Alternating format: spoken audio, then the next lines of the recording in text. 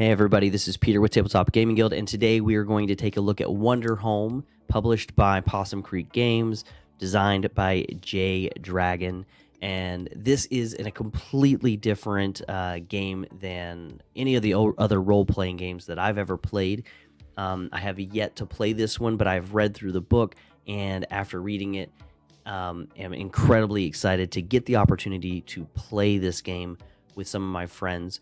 I have played a lot of games in the role-playing world where they're really heavy on the rules. There's a lot of dice rolling to see if you succeed at what it is you're trying to do.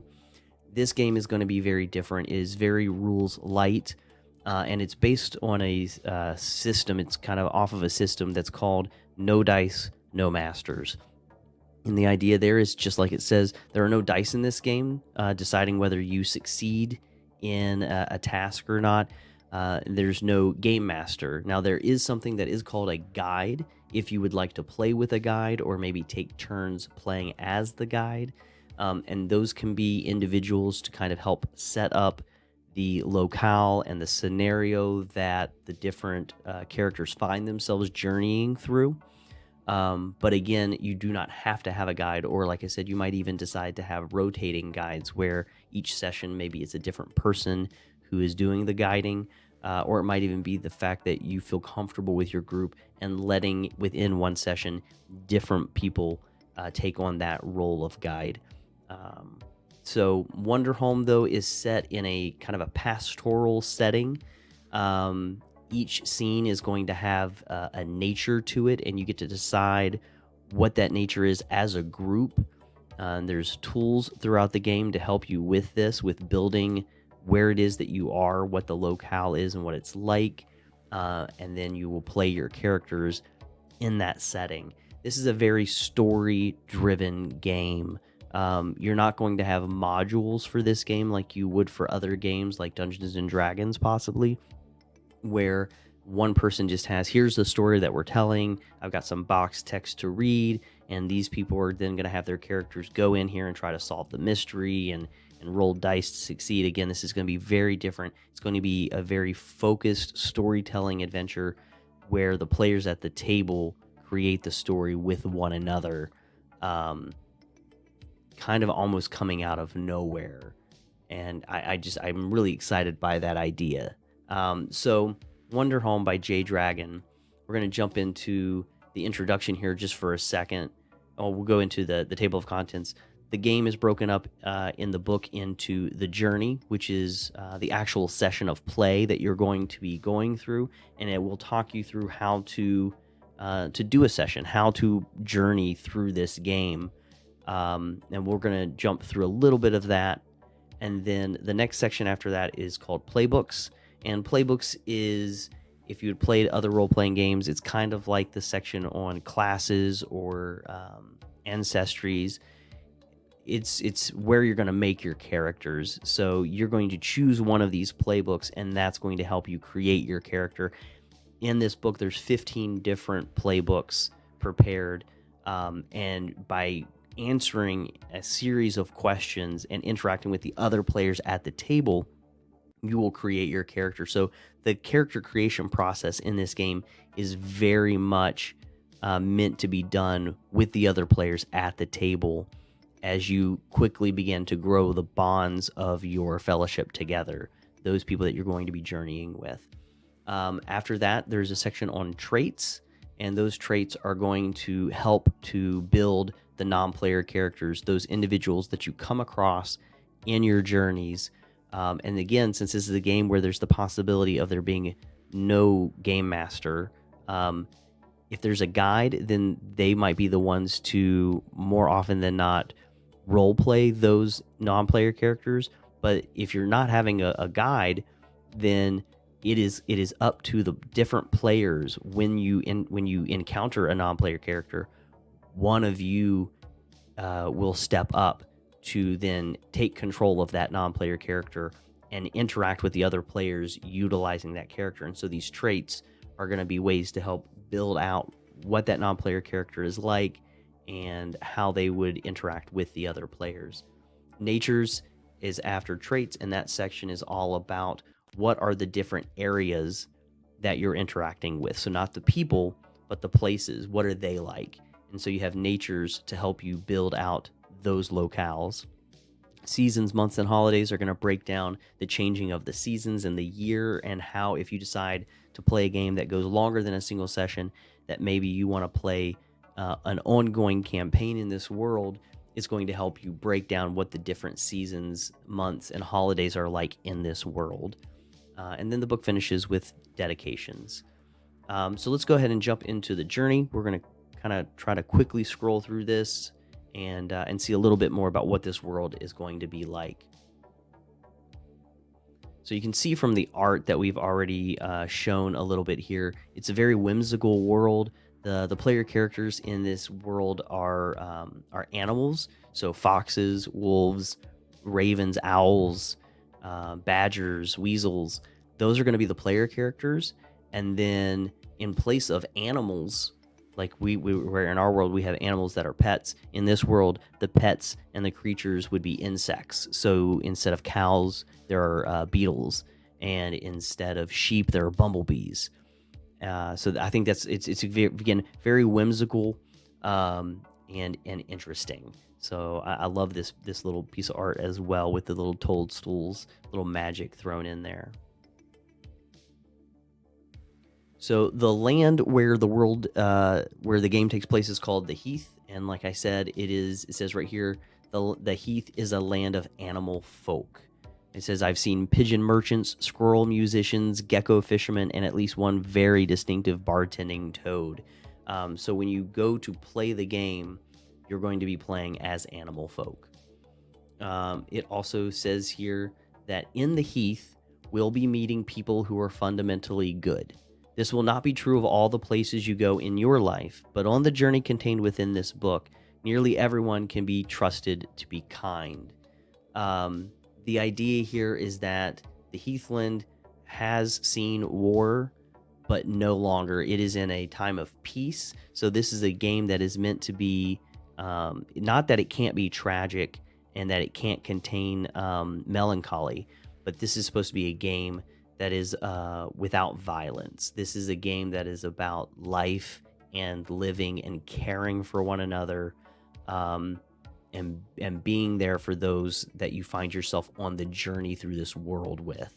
So again, it's I don't know, it's uplifting reading through it. The words in the book can be sometimes, I had found myself having to read it multiple times. It's very poetic at times, which can lean itself to be a little hard to understand every once in a while, even though there's really not that many words in the book to begin with. But I just want to put that out there. It can be at times lyrical and poetic, but with that, sometimes hard to follow. So it does take, I feel like, a close read.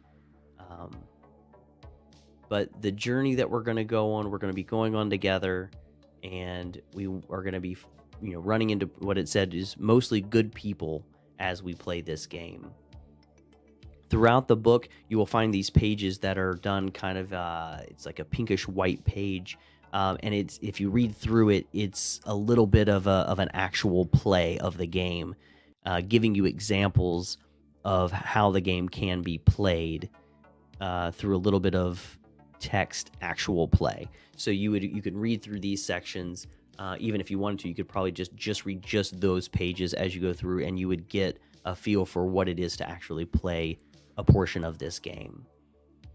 The game itself is, again, it's a game about caring for one another and being there for each other. And with that in mind, the writer gave us journeying tools. And I'm going to read through those tools. And the idea you'll see is all about trying to take into account how everyone feels at the table and what it is they want to be playing and what they don't want to be playing. That's just as important as what they want to be playing is what they don't want to be playing.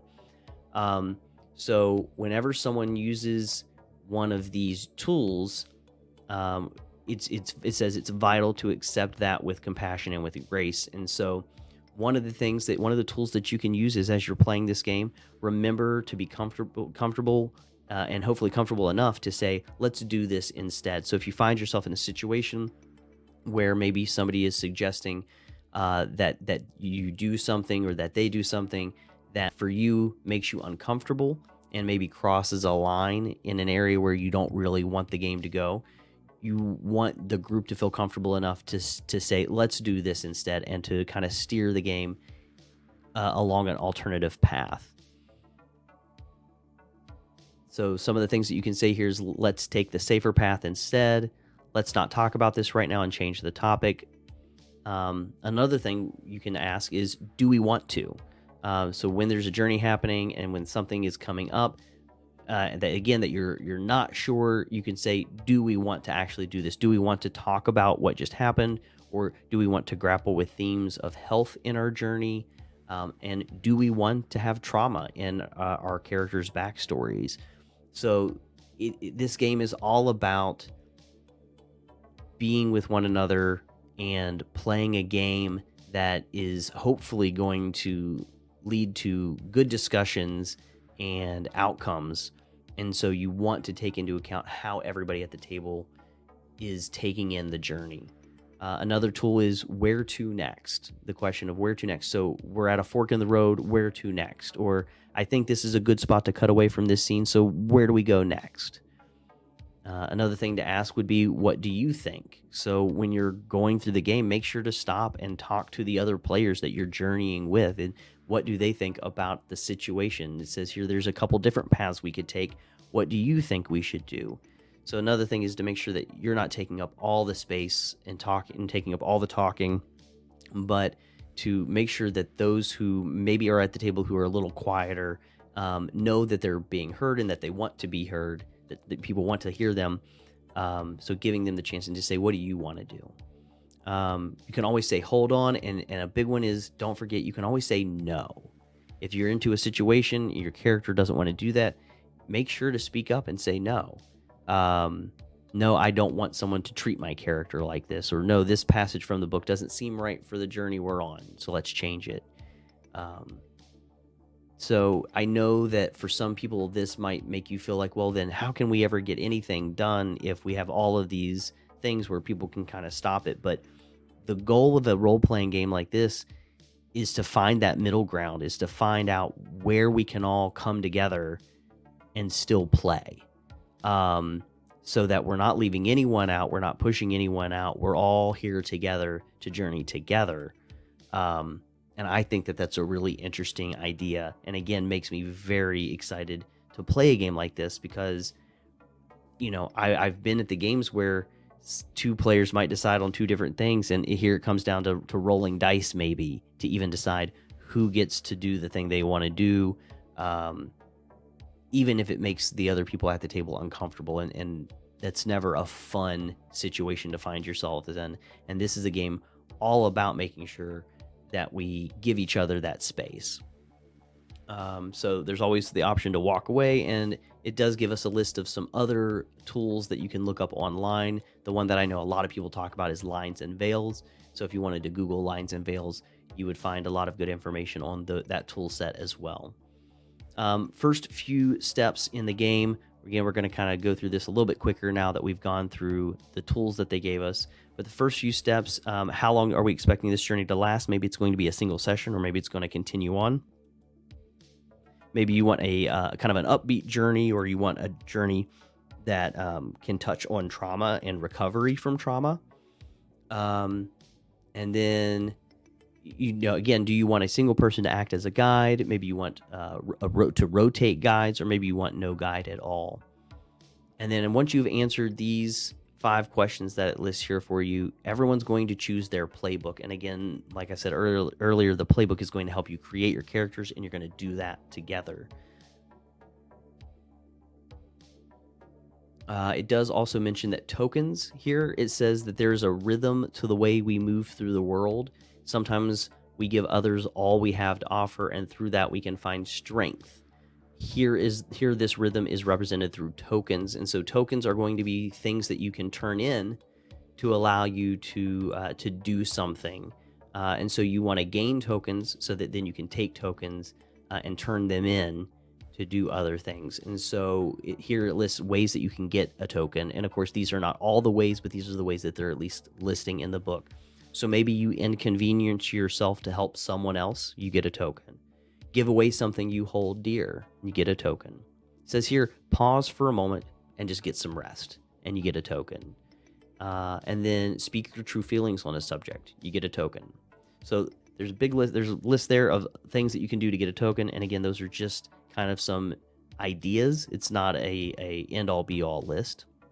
And then you can spend tokens in order to provide a solution for an aspect of a material or immediate problem.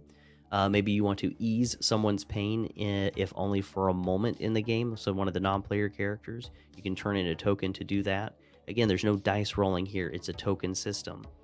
Find what someone needs to give them a chance to change fundamentally, and then know something important about the place you're in and tell the table about it. And so as you decide to take over a non-player character, as you come across them in the world, you can spend a token, take over that character, and you start to weave their tale into the story as well. So Kith is what they call the creatures that you're going to come across.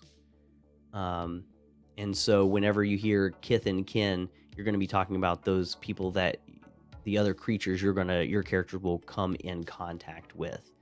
And then it does say here that one of the things that you want to do for each of the Kith that you have, you're going to write down a name and some pronouns, the animal form that they're going to be taking on, their relationship to at least one other character, a single detail, maybe at least 2 traits, and what those let the Kith do. And then always write down more or less than this, but you want to write down some bullet points, and then that should kind of get you going with those non-player characters around you. And here it says our first place. This just talks about how you can, as a group, create the place where you're starting your journey or where you have just journeyed from. And they have 3 main natures here: comfortable, verdant, and liminal. And then within those are 6 options. So if you want, if you wanted to, you could just choose randomly, or you can choose as a group. Maybe you let one person at a time choose, and then you get the different parts of the nature that you'll be playing the game in. And then you embark on your journey. It says every time we gather, we will answer these questions together before playing. What sort of place did we just travel from? Do we feel our journey has been long? And is there somewhere we hope to go? And then last but not least, everybody on their own will answer the question, where is my home? And with that, the journey begins. So again, we're going to voice our characters. We're going to be voicing the other Kith and Kin that we run across throughout the game. And that will be either through the guide doing that, or the players deciding, oh, that character sounds kind of cool, I want to voice that character for now. And you can do that. And then again, you're giving the places that you're traveling a voice as well. So it does list here maybe some reasons why you might want to play with a guide. It's lists here that to introduce a new or less confident player to Wanderhome, a guide can sometimes help with that. Build a world for the journey to take place in. If you have a guide, you have somebody who's kind of pre-making the world for you, so that you're not having to do that as a group, and then your characters can just interact with the world rather than also you having to create the world. But I find that I'm interested in the idea of the group building the world together as well, because that's usually in most role-playing games such a heavy burden on just the person running the game. They have to do some prep ahead of time to do stuff like that. And so to do it as a group, I think would be really, really interesting. And then it does list here again reasons why you might decide to play the game without a guide. And again, I think this is important. It empowers players to feel comfortable making bold choices. It's often easier to develop our ideas about things without feeling like there's a referee who is watching us. Here is a quick start guide for the game. I'm going to quickly read through this. It says if we're in a hurry to get out the door, we can use this as a reminder of what to pack and what to do before we can hit the road. make sure we have all the supplies we need to play, so everybody has copies of the play materials, something to jot ideas onto, tokens, and snacks. Read the opening paragraphs and cover the tools we have available to us, which we just did here in this video. Start chatting about the journey questions, introduce everyone to playbooks and go over how tokens work. Pick out our playbooks and make choices about our characters. Create our first place, choosing 3 natures for it.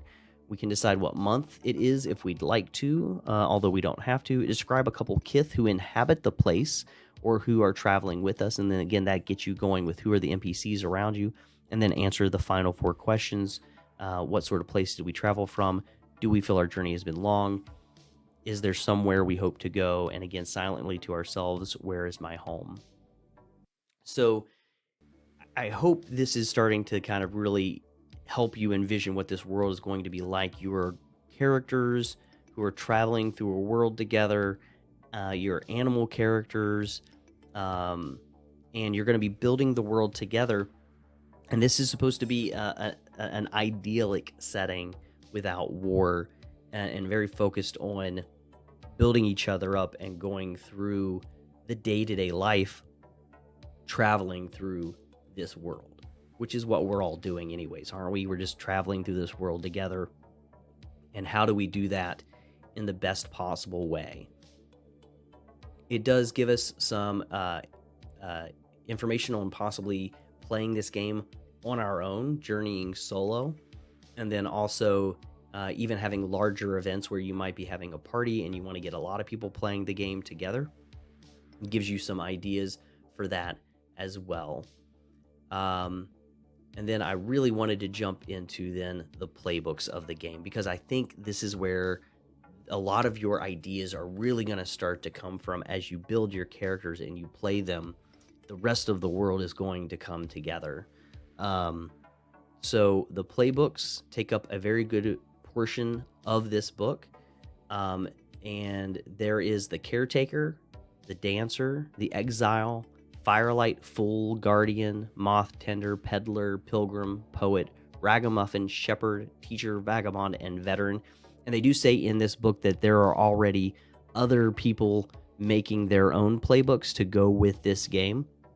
So if you read through these 15 and you think, that just doesn't quite sound like what I'm looking to play my character as right now, you can go online and Google Wanderhome and playbooks, and you will be able to find other playbooks that have been made for this game that you could put into your game as well.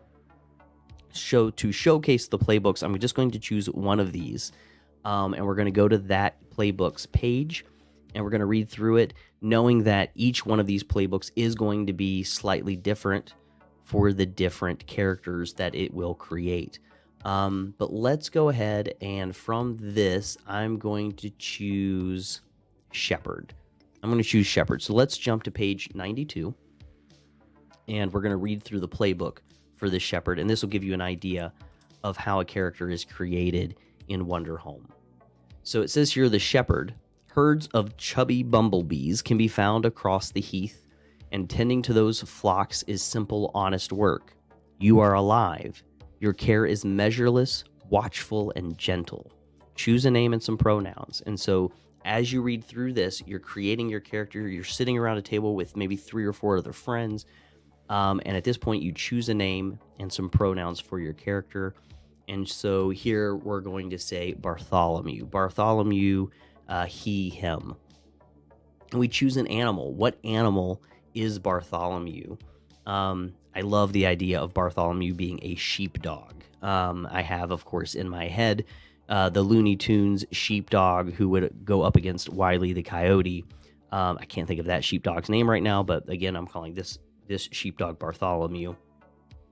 And then we would choose 2, you still are these days, and 2, you're just not anymore.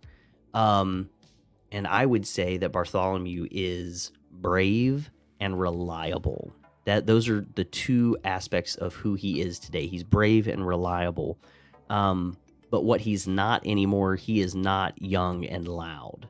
He is no longer young and loud. He's an older Bartholomew at this time. He's an older sheepdog. He went through his young and loud phase previously. But now he is reliable, and he is brave, and he is here for his bumblebees. And then we're going to choose 3 to 4 to describe our look. He does definitely have a woolen cloak that he wears at all times. And he has the old-fashioned pipe that he keeps in his mouth most days, even whenever, the tobacco has run out for a time. He has that old-fashioned pipe around just about any time. Patchwork overalls definitely under that woolen cloak. And let's see here. And hiking boots, absolutely hiking boots. So we have a sheepdog with a patchwork overalls, a woolen cloak on top. He's got an old-fashioned pipe, and he's wearing his hiking boots. And then you have a herd of bumblebees. Choose up to 5 bugs you can always pick out from the crowd. So these are going to be some of the ones that stand out the most to Bartholomew. So we'll say the cutest bumble, who loves head pats. They are friendly and or cunning. And you might want to give these different bumblebees names if you wanted to. You could write these down next to the little circles as you fill them in as the ones that Bartholomew knows. The bumble born with 2 heads under the full moon. They are imaginative and or witchy. The biggest bumble, who you like to ride around on. They are sturdy and or mighty. And the head of the herd, who always leads the charge. They are ambitious and or confident. And then the bumble, who is remarkable in no particular way, but they're still your favorite. They are chill and or quiet. So those would be choices that this character, Bartholomew, has made for 5 of the bugs, 5 of the bumblebees of his herd that he recognizes and can pick out of the crowd no matter what. And then we're getting towards the end of the character creation process. It's just a couple of pages here, or a few pages here for Bartholomew. It says choose one that stays by your side and one that you need to let go of. Tell the table about them. So all these previous things you could be telling the table, or you could be keeping to yourself. I think it'd be great to tell the table, but this one specifically, it wants you to be talking about it to the table. And so you have a list here of about 7 options. And I would say, let's see here, a handkerchief given by your first kiss when you were both children. So that would be the one thing that stays by my side. And then one thing you need to let go of. So the one thing that's going to stay by my side is that handkerchief given by my first kiss when we were both children. And then thing that needs to be let go of. The old horn that once called the bumbles, which now needs repaired. I've been holding on to it. It doesn't even work anymore. I just need to get a new one, but I'm a little nostalgic, and so I hold on to it. But it's something that I need to let go of. And then here at the very end, it says ask 1 to the left and 1 to the right. So these are 4 questions. And whoever's sitting to your left, you're going to ask one of these questions to, and whoever sits on your right, you're going to ask a question to. And this is going to start to really tie the table together. Those characters together. And so the question to the left, I'm going to ask, how did I help bring you back when you felt lost? And then to the one on the right, I would say, why should I trust you less than I do? And so those will be really interesting things to have answered by the other players at the table. And each person is going to do that as they go through their characters. There's going to be things that they're going to ask the players to the right and to the left. Some things it says here you can always do. Pat a bumble on its head, stare off into the distance, make an offhand observation that turns out to be correct, rest your back against something and take a moment to breathe, say, they're friendly, don't fret, and ask, can I teach you something someone once taught me? They get a token if they say yes and learn. And then it says here, during each seasonal holiday, choose one you haven't chosen before.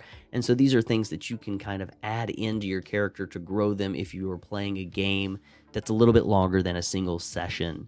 And you could just read through the screen here, find a bumble you thought you had lost, grow attached to a new baby bumble, name it, and give it a personality, and so forth.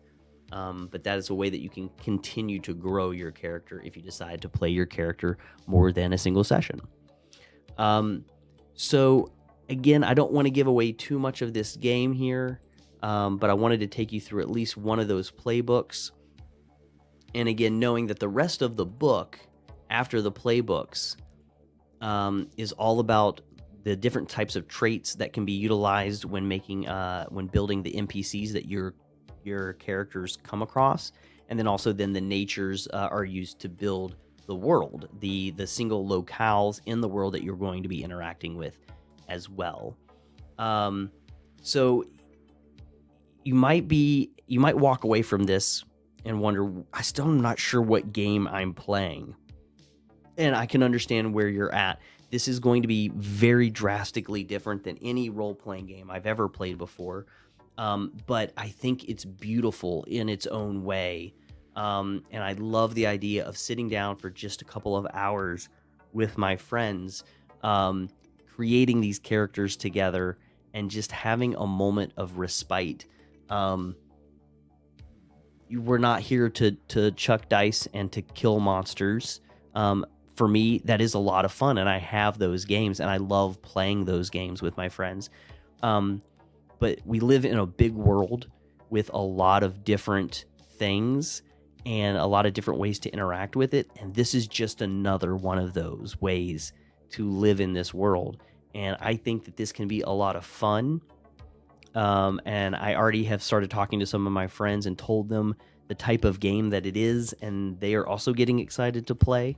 Who knows? I might even get to talk the tabletop role-playing guys into playing a session together online, so that we can maybe record that, and you all could jump in and kind of hear a live, not a live, but an actual playthrough of the game, just to kind of get a better idea. And if you're still not 100% sure how this game would be played, there are already videos on YouTube that you can pull up. Just type in Wanderhome actual play, and you could watch people go through this process and play this game together.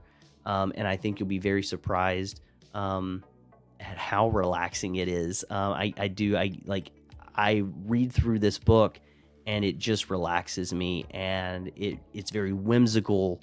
And I think it's going to be a very unique game that for me could be a game changer. It might be the kind of game that I really want to play a little bit more often. So thank you, everybody. This video went a little longer, I think, than I initially thought it would. But hopefully I've intrigued you to want to head over to Possum Creek Games website and check out Wanderhome. They do have a few other games on there as well, that we've made some videos for, and some more games that we're going to be making videos for later. But it's just a very unique style game, and I'm very excited to live in a world in which it exists. So everybody, thank you for watching. This is Peter with Tabletop Gaming Guild. I hope you enjoyed the video. If you did, go ahead and give it a like and subscribe to the channel, and check out all the other videos that we have out there. We have, again, more on other role-playing games and board games where we do playthroughs and we do unboxings. So until we talk again, everybody, thank you for watching, and keep on playing games.